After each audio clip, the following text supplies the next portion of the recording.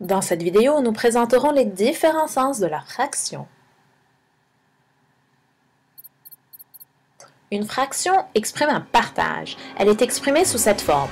A sur B, A est appelé le numérateur et B est appelé le dénominateur. A et B sont des nombres entiers positifs. Une fraction représente une ou plusieurs parties équivalentes soit d'un entier ou bien d'une collection. Un entier est un tout que l'on découpe en plusieurs morceaux, alors qu'une collection, c'est une série d'objets distincts.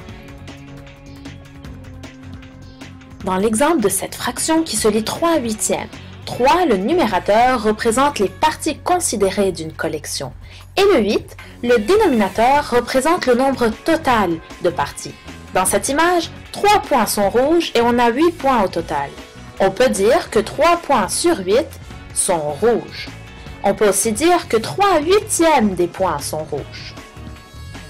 Si tu dois retrouver une fraction à partir d'une collection, il est très important que tu y ordonnes cette collection. Sinon, tu vas probablement oublier quelques éléments. Pour trouver la fraction qui représente le nombre de disques noirs, je vais commencer par ordonner ces disques. Voilà, maintenant je peux clairement compter que j'ai 18 disques au total et compter 6 disques noirs. Donc 6/18 représente la fraction des disques noirs. Si on te demande maintenant de colorier un tiers des disques en rouge, tu dois prendre en considération toute la collection. Tu dois alors former 3 paquets de disques. Seulement un de ces paquets doit être colorié en rouge.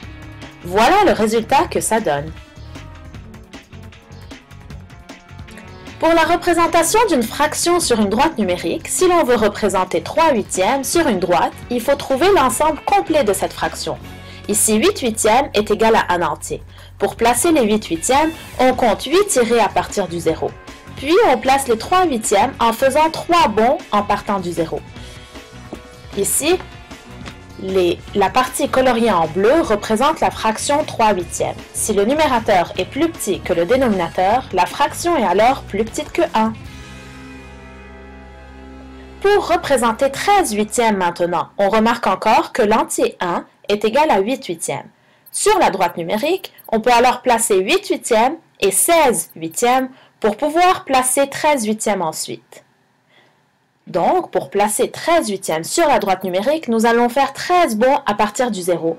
Cela nous donne la partie coloriée en mauve.